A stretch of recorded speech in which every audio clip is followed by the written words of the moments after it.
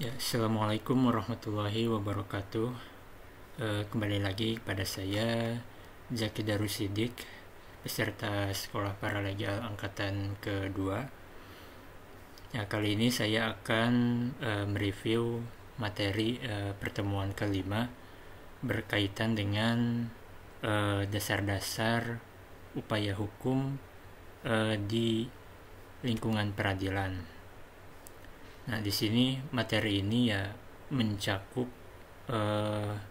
semua kelas paralegal, ya, mulai dari paralegal tindak pidana narkotika, paralegal perceraian Islam, kemudian paralegal gugatan sederhana wan prestasi, hingga kepada kelas paralegal PKPU dan kepailitan. Tentunya di sini saya mereview ya atas dasar pemahaman saya pribadi, ya, seperti itu. Nah, masuk kepada dasar-dasar upaya hukum banding di pengadilan tinggi. Oh ya, sebelumnya untuk upaya-upaya hukum ini ya bermacam-macam, ya. Ada upaya hukum ya keberatan untuk perkara gugatan sederhana wan prestasi, ada upaya hukum banding, kasasi, kemudian ada peninjauan kembali, dan juga mohon maaf di sini materi pertemuan kelima ini juga membahas tentang dasar-dasar hukum ya pengurusan aset debitur, baik dalam status PKPU atau penundaan kewajiban pembayaran utang, maupun dalam kondisi atau dalam status kepailitan, ya, seperti itu. Nah, mulai dari dasar-dasar hukum atau upaya hukum banding di pengadilan tinggi. Nah, ini berlaku untuk perkara paralegal tindak pidana narkotika, paralegal gugatan perceraian Islam, dan juga paralegal gugatan TUN atau tata usaha negara. Nah, untuk dasar hukumnya atau landasan hukumnya ada pada pasal 233 sampai dengan pasal 243 KUHP untuk pidana narkotika. Lalu ada pasal 6 Undang-Undang Nomor 20 tahun 1947 tentang ya peraturan peradilan ulangan di Jawa dan Madura, pasal 199 RBG. Kemudian ada pasal 26 ayat 1 Undang-Undang Nomor 48 tahun 2009 tentang kekuasaan kehakiman. Nah, ini undang-undang ini atau aturan ini berlaku untuk ya menjadi dasar hukum pengajuan banding untuk perkara perceraian Islam. Nah, kemudian ada pasal 122 Undang-Undang Nomor 5 tahun 1986 tentang peradilan tata usaha negara.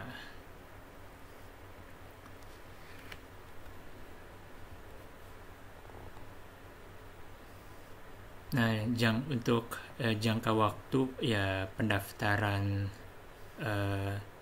banding di pengadilan tinggi ini yakni ya 7 hari setelah putusan pengadilan negeri tingkat pertama, atau 7 hari setelah putusan diberitahukan kepada terdakwa yang tidak hadir dalam pembacaan putusan. Nah, ini untuk perkara tindak pidana narkotika. Nah, baik di sini ya, baik terdakwa hadir dalam pembacaan putusan maupun tidak hadir, itu waktunya sama, 7 hari setelah putusan dibacakan oleh majelis hakim. Nah, kemudian ada jangka waktu 14 hari untuk ya setelah putusan tersebut dibacakan untuk pengajuan banding ini. Jadi 14 hari setelah putusan dibacakan, baik ya para pihak antara penggugat dan tergugat itu hadir maupun tidak hadir, ya waktu untuk mengajukan banding itu, ya mengajukan permohonan banding itu adalah 14 hari ya setelah dibacakannya putusan oleh majelis hakim ya pengadilan negeri maupun pengadilan agama untuk perkara perceraian Islam.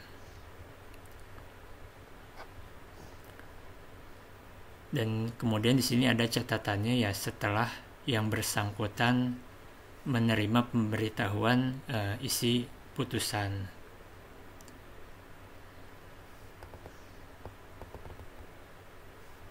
Nah, kemudian ya prosesnya itu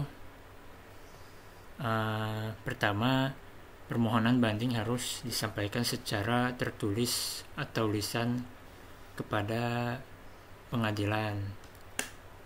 Nah, untuk permohonan banding tentunya direkomendasikan ya disampaikan secara tertulis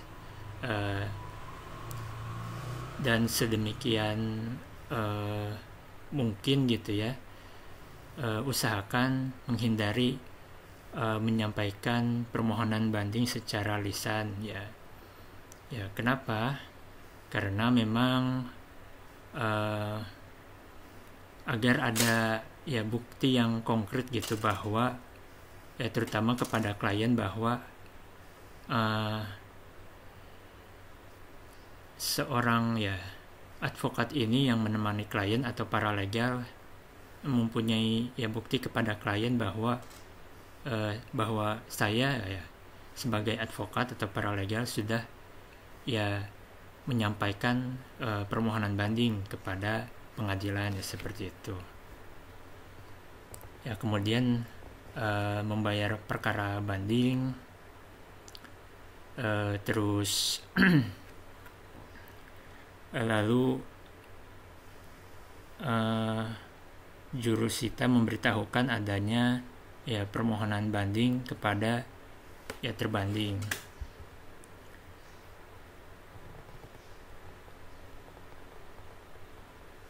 Kemudian langkah selanjutnya, pemohon banding dapat ya mengajukan memori banding dan termohon banding dapat mengajukan ya kontra memori banding. Nah, lalu selambatnya paling lambat 14 hari setelah permohonan diberitahukan kepada pihak lawan, panitera memberi kesempatan ke dua belah pihak untuk melihat surat-surat ya berkas perkara di pengadilan atau istilahnya adalah inzage.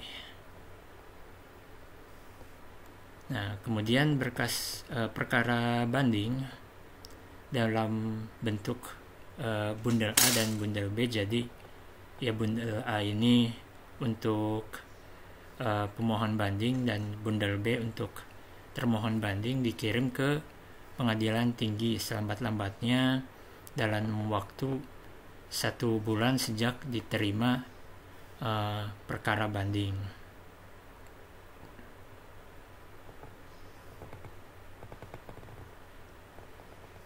Nah, kemudian salinan putusan banding dikirim, salinan putusan banding. Mohon maaf. Kemudian ketika pengadilan tinggi itu sudah menerima berkas perkara permohonan banding dan juga dan mengeluarkan keputusannya, maka salinan keputusan banding ini dikirimkan ke pengadilan tingkat pertama untuk disampaikan kepada para pihak yang berperkara.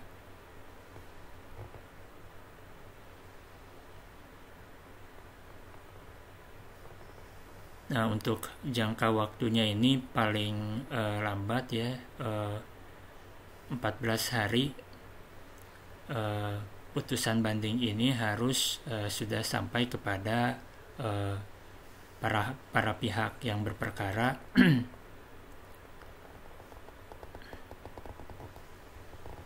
setelah keluarnya putusan banding tersebut. Nah, baik pemohon banding maupun termohon banding dapat mengajukan kasasi kepada Mahkamah Agung jika dalam putusan banding tersebut mungkin ada terasa merugikan gitu pada salah satu pihak, atau salah satu pihak tidak puas atas dari putusan banding di pengadilan tinggi tersebut.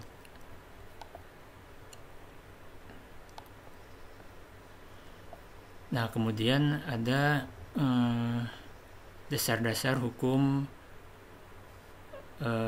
keberatan upaya hukum keberatan di pengadilan negeri. Nah, ini hanya berlaku untuk perkara gugatan sederhana wan prestasi.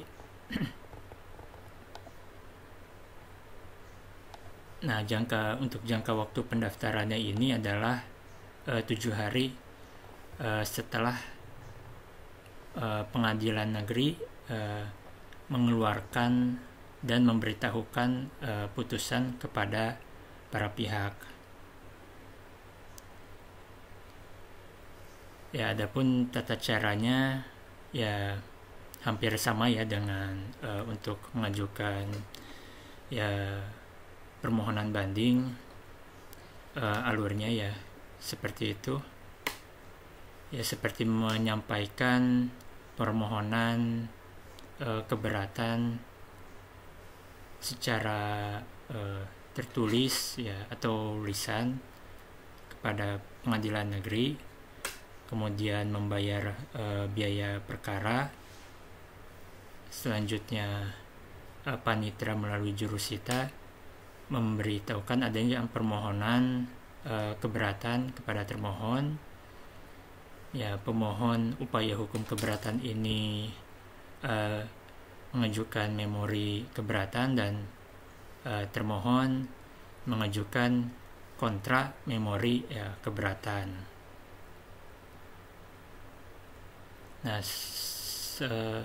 dalam waktu paling lambat 3 hari setelah memori keberatan diberitahukan kepada pihak termohon keberatan, kontra memori keberatan disampaikan kepada pihak pengadilan negeri paling lambat 3 hari setelah pemberitahuan keberatan. Nah, langkah selanjutnya di sini ketua pengadilan menetapkan majelis hakim untuk memeriksa dan memutus permohonan keberatan. Paling lambat 1 hari jika berkas permohonan dinyatakan lengkap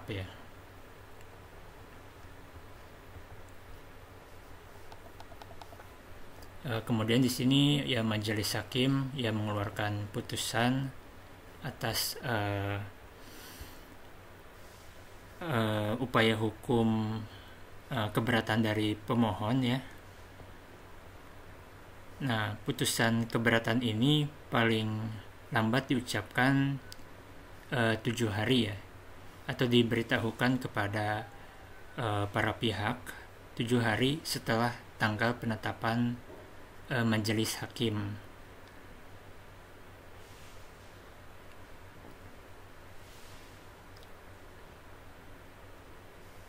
Oh ya, mohon maaf, terpisah ya. Putusan keberatan ini diucapkan oleh majelis hakim paling lambat 7 hari setelah tanggal penetapan, dan pemberitahuan putusan keberatan disampaikan kepada para pihak selambat-lambatnya ya 3 hari setelah pengucapan putusan. Nah, sifat dari putusan upaya hukum keberatan ini adalah berkekuatan hukum tetap atau inkrah sejak disampainya pemberitahuan. Dan menariknya lagi di sini bahwa upaya hukum keberatan ini tidak ada tersedia upaya hukum banding, kasasi maupun peninjauan kembali.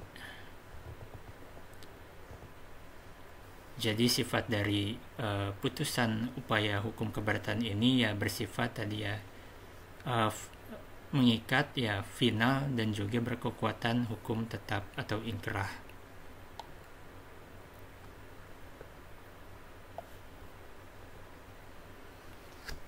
Ya, kemudian ada dasar-dasar hukum kasasi di Mahkamah Agung, atau dasar-dasar upaya hukum kasasi di Mahkamah Agung.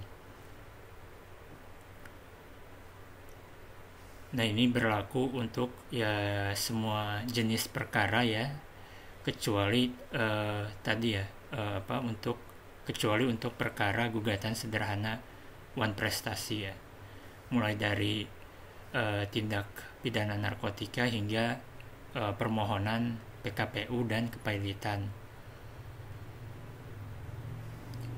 Ini ya menyediakan adanya upaya hukum bagi perkara-perkara yang tadi disebutkan. Ya, adapun dasar hukumnya adalah pasal 244 sampai pasal 262 KUHP, pasal 29 dan 30 Undang-Undang Nomor 14 Tahun 1985, Junto Undang-Undang Nomor 5 Tahun 2004, untuk ya perkara perceraian Islam, tata usaha negara, dan perselisihan hubungan kerja. Lalu dasar hukumnya ada Undang-Undang Nomor 37 Tahun 2004 tentang kepailitan dan penundaan kewajiban pembayaran utang. Dan ini untuk perkara upaya hukum kasasi untuk perkara PKPU dan pailit.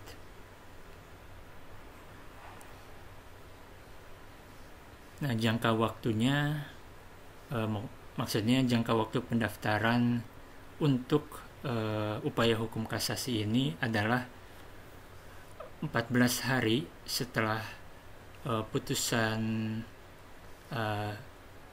pengadilan tinggi ya dikeluarkan, atau setelah pemberitahuan putusan untuk semua jenis ya perkara kecuali perkara permohonan PKPU dan kepailitan, dan maksimal 8 hari setelah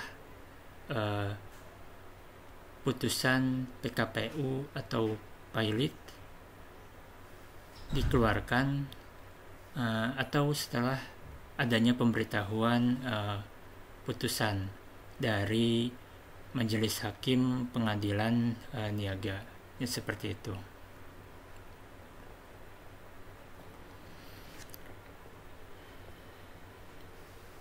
Ya, untuk mengajukan kasasi di Mahkamah Agung ini ya prosesnya ya hampir sama ya dengan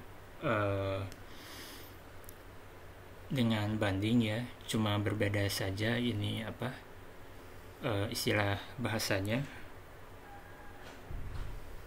ya, seperti ya tadi ya mengajukan permohonan secara tertulis, tulisan kepada pengadilan tingkat pertama, kemudian membayar biaya perkara. Nah, kalau untuk upaya hukum kasasi ini berarti pemohon kasasi ini mengajukan memori kasasi, dan bagi termohon kasasi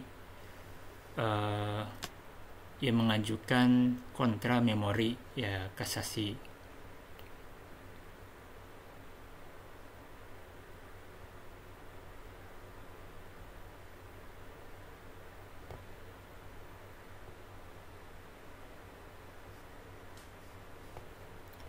Nah, biasanya yang mengajukan memori kasasi di sini adalah pihak yang tidak puas dengan adanya keputusan banding di pengadilan tinggi, ataupun dengan keputusan ya majelis hakim di pengadilan tingkat pertama ya, khusus untuk perkara perselisihan hubungan kerja ya, dan juga untuk ya perkara PKPU dan kepailitan. Nah, karena untuk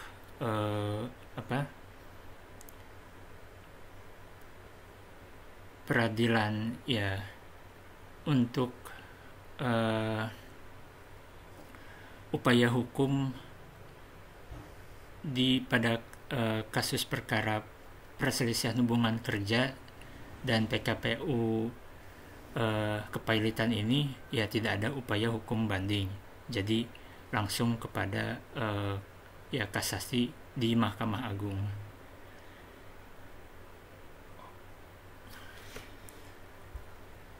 Nah, biasanya pihak yang mengajukan kasasi ini adalah pihak yang tadi ya tidak puas atas ya putusan majelis hakim pengadilan tinggi, dan kemudian juga ya merasa dirugikan atas putusan tersebut, dan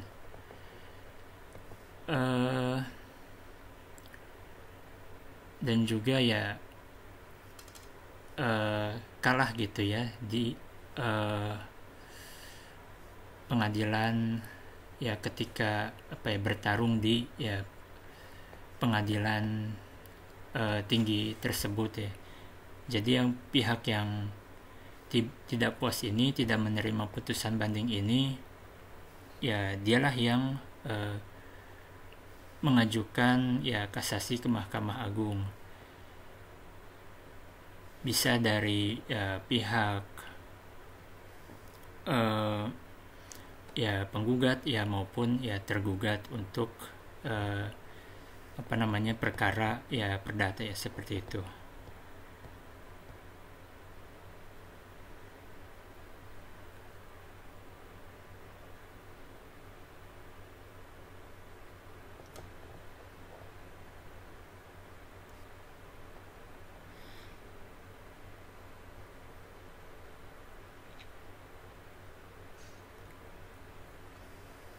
Nah, setelah ya membayar biaya perkara, lalu baik pemohon kasasi maupun termohon kasasi sudah mengajukan tadi ya memori kasasi dan kontra memorinya, dan semua berkas sudah memenuhi syarat ya formal gitu ya, maka ya panitera pengadilan tingkat pertama baru mendaftarkan ya berkas perkara tersebut ke Mahkamah Agung. Nah, untuk ya zaman sekarang karena sudah ya era digital, maka pendaftaran ya permohonan kasasi ini bisa melalui ya website resmi Mahkamah Agung ya tentunya, ya dengan alasan tentu saja ya efisiensi ya waktu dan biaya.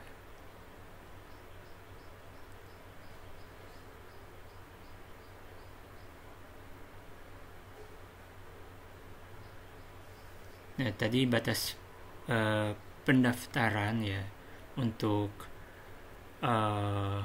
permohonan kasasi ini tadi ada 14 hari untuk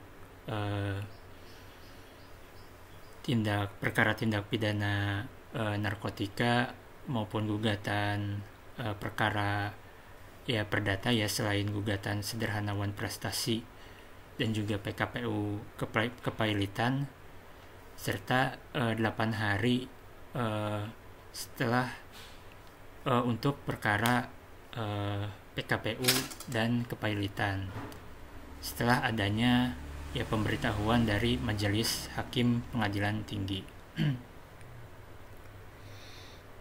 Nah, lalu bagaimana jika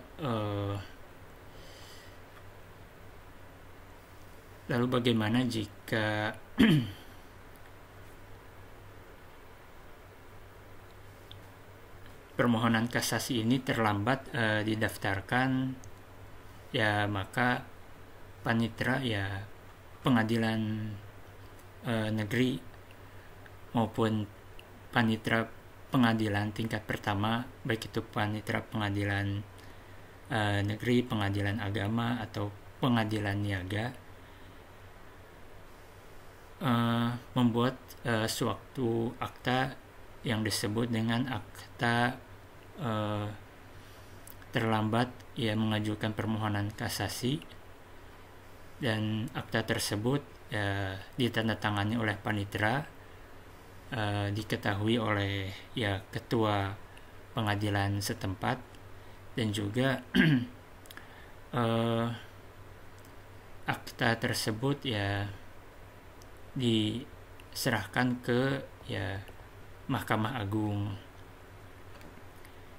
Dan ya apa akibat hukumnya, bahwa ya setelah lewat baik 14 hari maupun ya 8 hari tersebut, ya berkas perkara tidak dapat ya diterima oleh berkas ya permohonan banding, berkas ya untuk pendaftaran permohonan kasasi tidak dapat ya diterima oleh petugas dari ya Mahkamah Agung karena sudah melewati ya batas waktu yang ditentukan oleh ya undang-undang.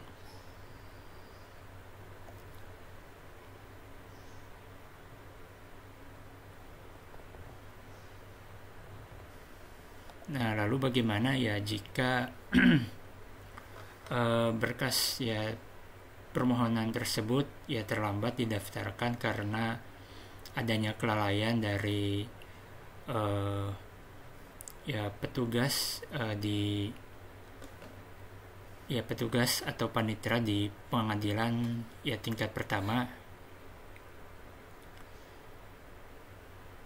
Ya tentu saja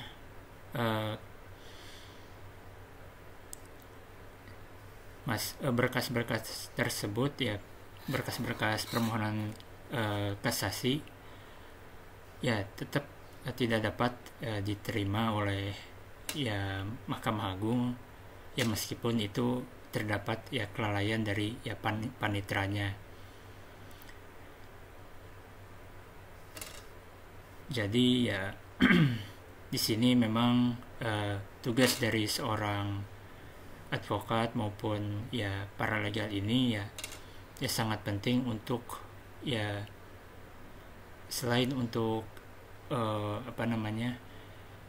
ya mengusahakan atau mengupayakan ya hak-hak dari ya kliennya untuk ya mencari keadilan agar ya dapat ya terjaga gitu ya.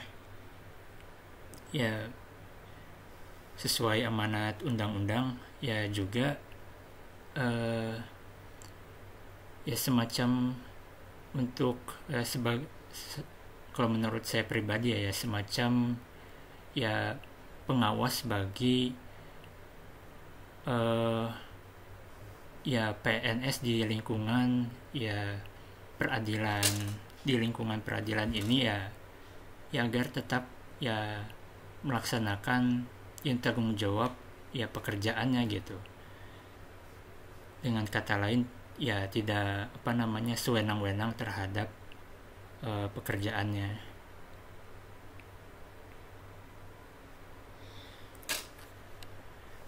Baik, untuk sebagai catatan tambahan di sini untuk permohonan kasasi ya tadi ya, apabila pemohon tidak menyerahkan atau terlambat menyerahkan memori kasasi, berkas perkara tidak dikirim ke Mahkamah Agung. Untuk itu, Ketua Pengadilan Negeri mengeluarkan surat keterangan yang disampaikan kepada pemohon kasasi dan Mahkamah Agung. Ya, permohonan kasasi yang sudah memenuhi syarat formal tadi paling lambat dalam waktu 14 hari setelah adanya tenggang waktu untuk permohonan kasasi ini berakhir, ya berkas perkara kasasi harus dikirim ke Mahkamah Agung.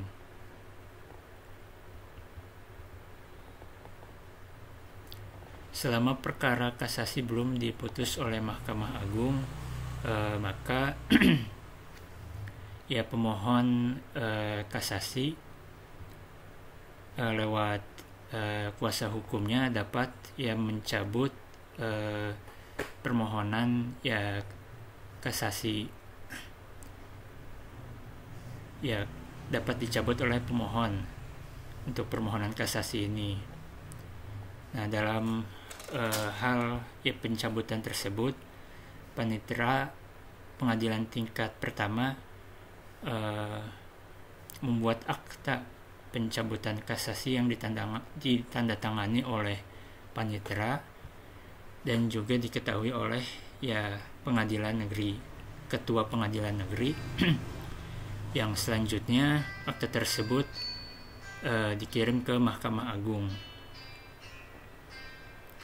Dan untuk perkara kasasi yang terdakwanya ditahan, panitera pengadilan negeri wajib melampirkan penetapan penahanan yang dimaksud di dalam berkas perkara.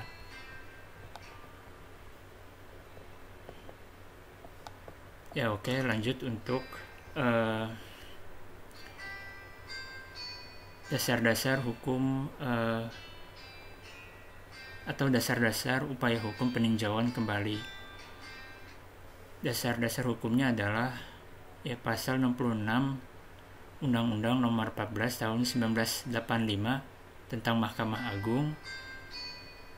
Lalu ada pasal 132 Undang-Undang Nomor 5 Tahun 1986 tentang Peradilan Tata Usaha Negara, dan juga pasal 263 ayat 1 KUHP. Nah, untuk batas jangka waktu pendaftarannya ini adalah 180 hari setelah keputusan ya kasasi dikeluarkan. Nah, apa saja alasan untuk melakukan upaya hukum peninjauan kembali ini? Ya, pertama ada apabila ya putusan didasarkan dengan adanya kebohongan atau tipu muslihat pihak lawan yang diketahui setelah perkaranya diputus atau didasarkan pada bukti-bukti yang oleh hakim pidana dinyatakan palsu.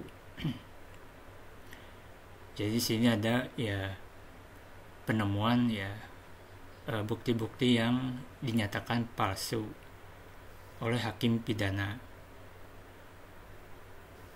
Maka ya para pihak ya yang diwakili ya seorang advokat dapat ya melakukan upaya hukum peninjauan kembali ini. Dan kemudian yang kedua, apabila setelah perkara diputus ditemukan surat-surat atau bukti yang bersifat menentukan saat perkara diperiksa tidak dapat ditemukan. Kemudian yang ketiga, apabila telah dikabulkan sesuatu hal yang tidak dituntut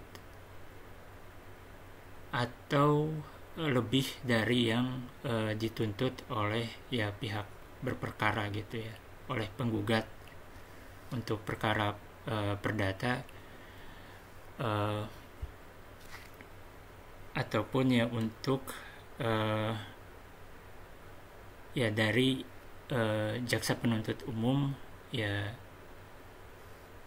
untuk ya perkara pidana ya seperti itu. Nah, kemudian yang selanjutnya, alasan-alasan berikutnya adalah apabila mengenai suatu bagian dari tuntutan belum diputus tanpa dipertimbangkan sebab-sebabnya. Dan yang kelima, apabila antara para pihak yang sama mengenai suatu persoalan yang sama atas dasar yang sama oleh pengadilan yang sama atau sama tingkatnya telah diberikan putusan yang bertentangan antara satu dengan yang lainnya gitu ya.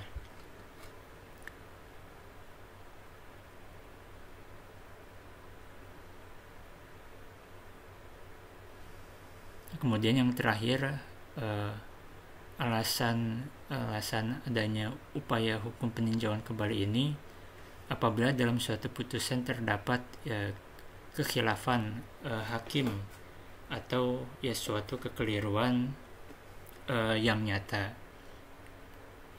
Ya misalkan contohnya seperti ya majelis hakim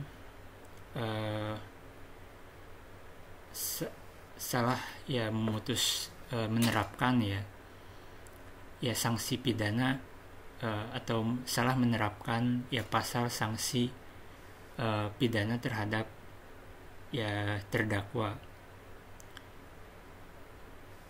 Contohnya ya mohon maaf kalau saya salah, mohon dikoreksi, untuk tindak pidana narkotika ya. Jadi ya ada seorang dia sebetulnya bukan pengedar, cuma pengkonsumsi saja, tapi diterapkan ya pasal sanksi untuk pengedar bagi terdakwa ini. Nah maka disitulah kekeliruan majelis hakim ya terjadi gitu ya. Nah ini terdakwa yang melalui kuasa hukumnya ya berhak untuk mengupayakan hukum ya peninjauan kembali. Ya untuk prosesnya ya mungkin ya hampir sama dengan ya sebelumnya untuk permohonan banding maupun kasasi. ya hanya saja ya jangka waktunya yang membedakan ya seperti itu. Ini ya atas ya dasar pemahaman saya ya seperti itu.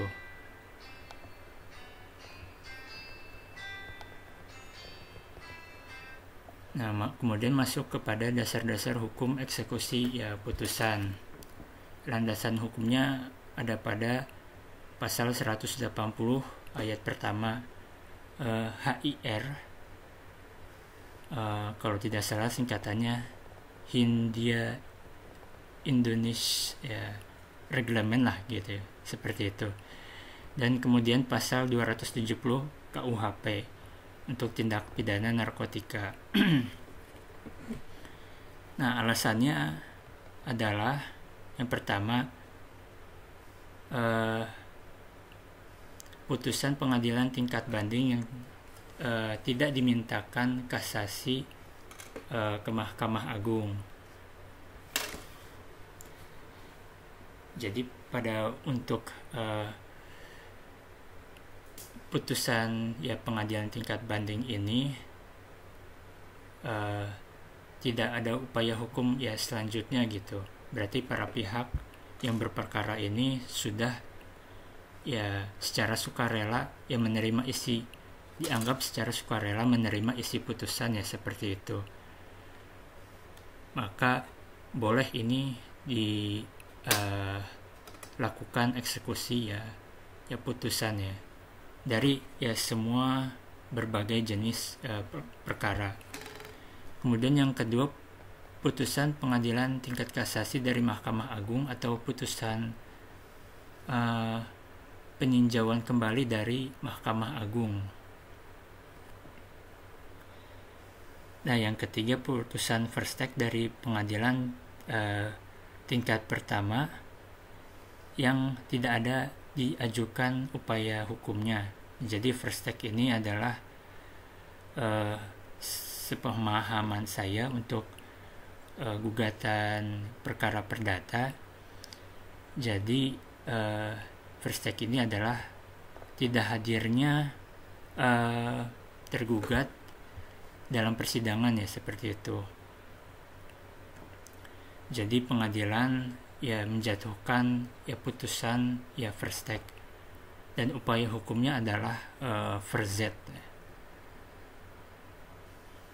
Nah, maka karena alasan tersebut boleh dilaksanakannya eksekusi ya putusan, karena tergugat ini ya sudah dianggap menerima ya keputusan dari pengadilan atas ketidakhadirannya di persidangan atau first take tersebut.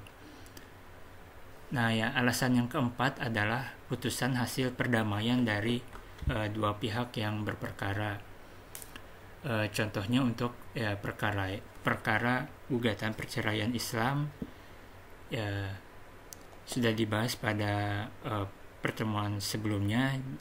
Jika ya pada sidang agenda mediasi oleh mediator, jika suami istri ini sudah bersepakat untuk berdamai ya atau melakukan perdamaian, maka tidak ada acara sidang ya selanjutnya ya seperti itu. Dan putusan dari hasil ya perdamaian tersebut produknya adalah ya akta perdamaian dari ya kedua belah pihak, dan itu merupakan suatu putusan yang sudah ya inkrah atau berkekuatan hukum tetap dan ya final gitu ya.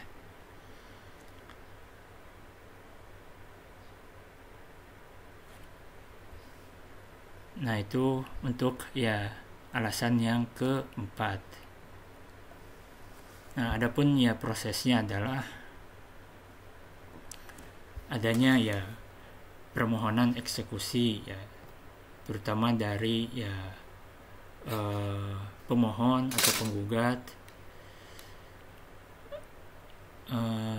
ya maupun ya jaksa penuntut umum untuk ya perkara tindak pidana.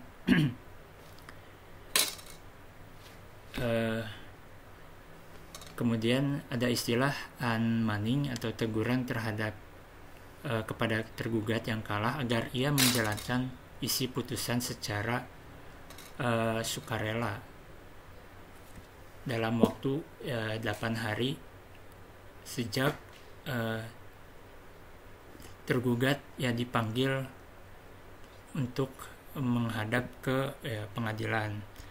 Ya, setelah unmanning dilakukan, ternyata pihak yang kalah tidak juga melaksanakan amar putusan atau isi putusan, maka pengadilan melakukan sita eksekusi terhadap pihak yang kalah berdasarkan permohonan dari pihak yang menang. Lalu yang terakhir, setelah ya pengadilan mengeluarkan penetapan eksekusi berikut berita acara eksekusi ya oleh panitera pengadilan setempat. Selanjutnya lelang di muka umum ya harta kekayaan termohon yang telah disita eksekusi. Ini khusus untuk perkara ya PKPU dan kepailitan.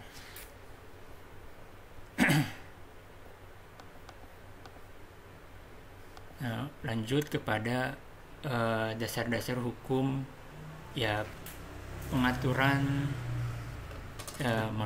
dasar-dasar hukum pengurusan aset debitur dalam status ya PKPU untuk ya perkara PKPU dan kepailitan. Nah, di sini sudah dijelaskan pada materi sebelumnya bahwa seorang debitor ya sebelum dinyatakan pailit dapat ya mengajukan penundaan kewajiban pembayaran utang atau yang disebut dengan ya PKPU. Nah, ketika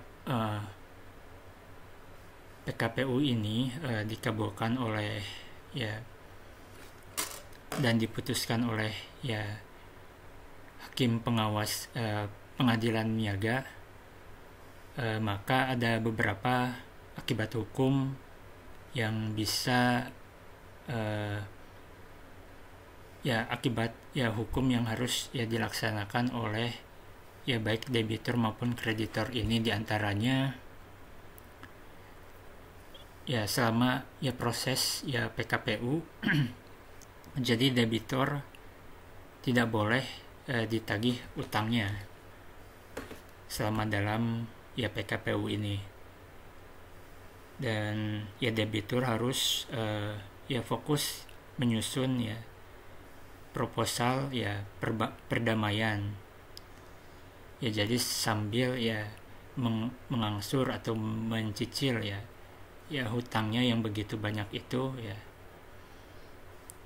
ya debitur harus juga menyusun ya proposal perdamaian.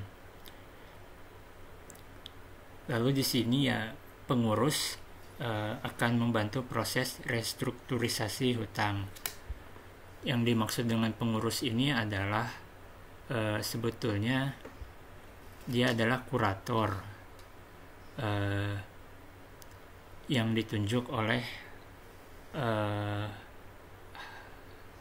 hakim pengawas ya pengadilan niaga ya, yang tugasnya adalah mengeksekusi ya harta debitur yang dinyatakan pailit ya seperti itu.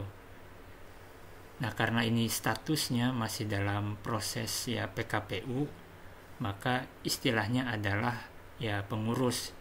Jika debitur dinyatakan pailit, maka istilahnya ya berubah lagi menjadi petugas pemberesan ya harta kekayaan ya debitur ya, kurang lebihnya ya seperti itu. Nah, di sini pengurus akan membantu proses restrukturisasi, kemudian harga debitur akan diatur sehingga dapat digunakan untuk membayar utang-utang debitur.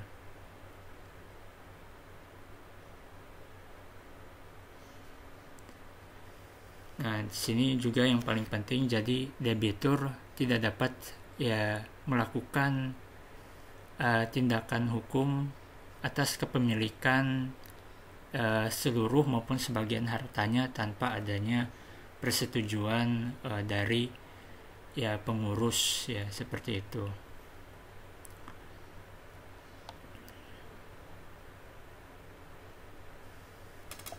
Nah, kemudian ya lanjut kepada yang terakhir, dasar-dasar hukum pengurusan aset debitur dalam status kepailitan.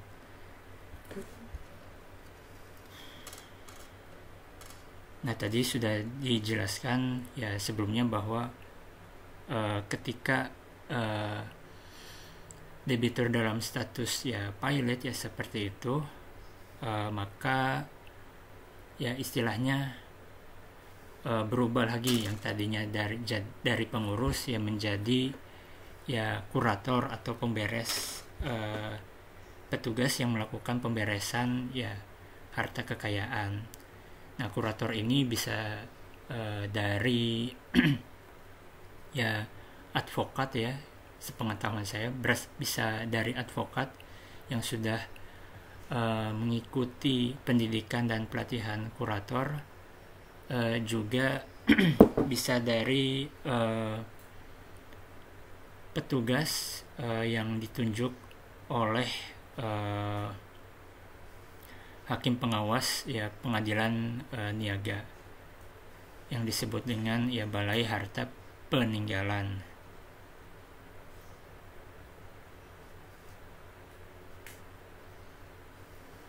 Nah, adapun untuk ya proses-prosesnya di sini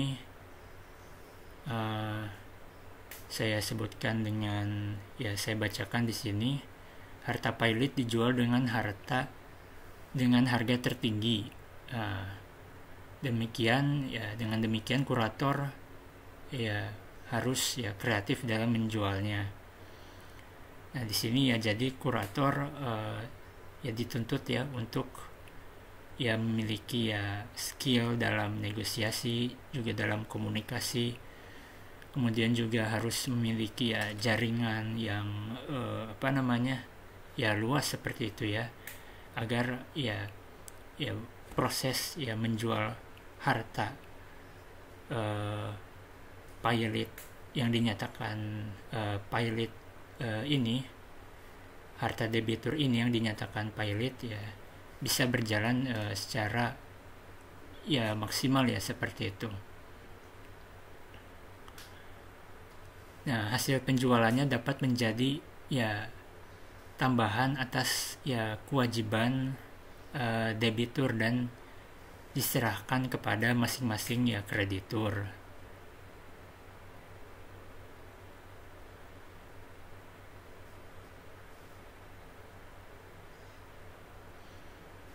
Nah, sedangkan keputusan untuk ya menyimpan ya harta bodel pilot ini ya harus dilakukan ya karena ya nilainya bisa meningkat di kemudian hari ya, contohnya seperti ya tanah, atau jika debitur punya ya emas gitu ya, itu bisa disimpan terlebih dahulu ya, kemudian ya dijual pada ya kemudian hari ya, agar ya harga jualnya bisa ya meningkat seperti itu.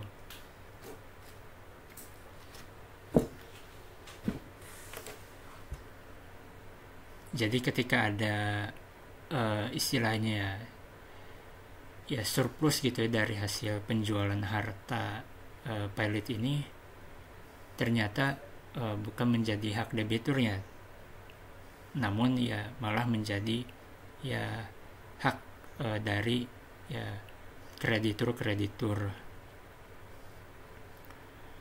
Nah, adapun urutan prioritas pembagian hasil penjualan ya bodel pilot kepada masing-masing kreditur adalah sebagai berikut. Nah, jadi yang berhak yang diprioritaskan ini untuk menerima ya hasil penjualan aset kekayaan dari debitur ini ya ada 3 ya. Pertama, yang berhak terlebih dahulu adalah kreditur ya preferen, karena dia mempunyai hak istimewa dan ya berkedudukan lebih tinggi. Mengapa?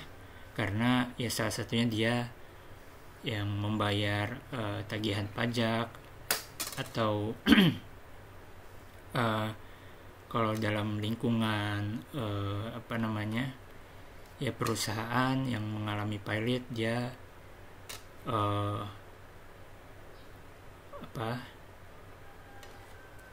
memiliki ya utang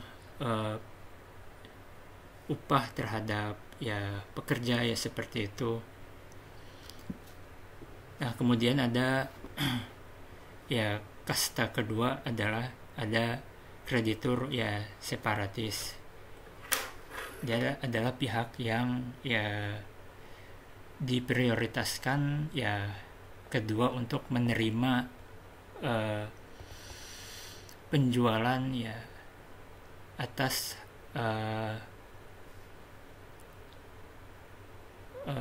harta kekayaan debitur ini, karena dia memiliki hak gadai ya jaminan fidusia, hak tanggungan, dan ya hipotek yang belum terlunasi. Ya jadi ya kreditur separatis ini ya memiliki ya jaminan atas benda, baik dia benda bergerak maupun benda tidak ya bergerak ya seperti itu. Seperti contohnya adalah ya bank-bank konvensional ya pada umumnya yang melakukan ya transaksi ya KPR terhadap nasabahnya, yang membeli rumah KPR ya seperti itu. Dan kemudian ada kasta ketiga, ini adalah ya ada kreditur kongruen. Jadi kreditur kongruen ini merupakan ya kreditur yang menerima ya sisa-sisa setelah hak-hak dari kreditur preferen maupun kreditur separatis ini sudah ya dipenuhi ya seperti itu. Jadi kreditur konkuren ini hanya menerima ya sisa-sisa dari ya harta penjualan ya hasil penjualan dari ya harta pilot debitur ini. Jadi ya bagiannya tentunya lebih sedikit dari kreditur preferen maupun kreditur separatis.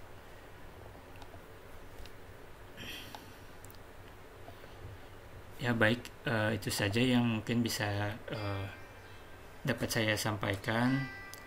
Ya mohon maaf atas segala salah-salah, baik kata ataupun pemahaman saya yang kurang menguasai materi ini. Di sini saya mohon maaf yang sebesar-besarnya. Ya semoga ya bermanfaat ya bagi teman-teman atau bagi para audiens yang menyaksikan video saya ini. Ya akhir kata, wassalamualaikum warahmatullahi wabarakatuh.